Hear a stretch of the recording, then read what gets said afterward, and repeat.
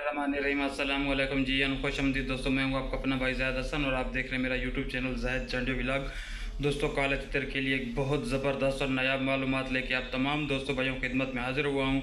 तो आज की वीडियो बहुत ज़बरदस्त खास होने वाली है क्योंकि ये जो महीना हमारा फरवरी ख़त्म हुआ है और 15 यानी कि मार्च तक जो है बारिशें होती हैं, कुछ कुछ इलाकों में सालाबारी हो रही है। तो इन दिनों में तितर की जो एहतियात होती है वो कुछ ज़्यादा केयर की जाती है। कुछ दोस्त अहबाबों ने क्या किया कि अगर उनके तितर ने हल्की किचकारी की है तो उन्होंने उसको बाकायदा बाहर ले जाना शुरू कर दिया है या उसकी जो है गर्मी की तरह टेक केयर शुरू कर दिया। तो इसमें थोड़ी बहुत आपने एहतियात करनी है, सिर्फ ये 10 से 15 दिन। कहीं ऐसा ना हो कि आपकी जल्दबाजी, आपने जो पीछे 6 से 8 महीने तितर को खिदमत की है, तितर को तैयार किया है, वो सारा ख़त्म ना कर दे। तो वीडियो बहुत ज़बरदस्त होने वाली है।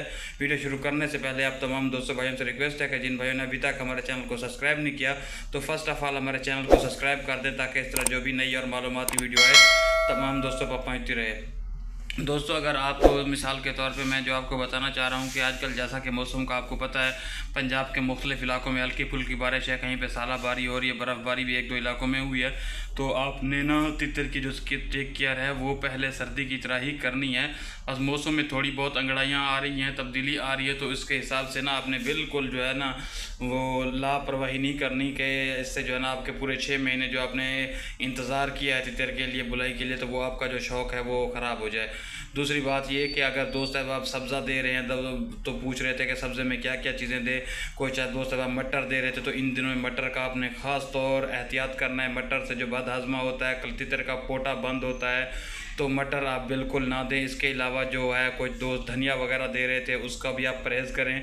ठीक है, ये जो चीज़ें होती हैं ना इन दिनों में आपने स्पेशल ख़ास तौर पे एहतियात करनी है ताकि आपका तितर जो है ना वो बिल्कुल ओके रहे, बिल्कुल फिट रहे, उसमें का मसला वगैरह ना आए। और दूसरी बात ये कि तितर को अगर मिट्टी दे रहे हैं, धूप ज़्यादा है, गर्म मिट्टी से मुराद ये कि मिट्टी ठंडी भी ना हो, क्योंकि बारिश की वजह से मिट्टी न जो है ना कुछ गीली होती है जिससे तितर को फालिज का भी नुकसान हो सकता है।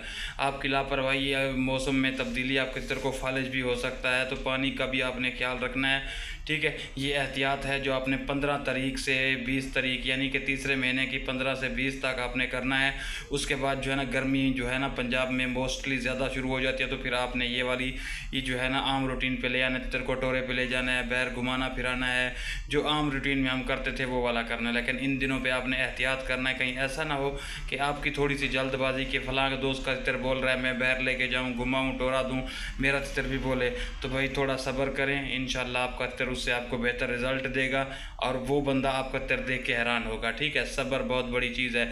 इलाज जो है ना, इलाज से बेहतर है एहतियात। आप एहतियात करें, इलाज की ज़रूरत नहीं पड़ेगी और आपका परिंदा आपको बेहतरीन रिज़ल्ट देगा। ठीक है, तो मुझे अपनी दुआओं में याद रखना।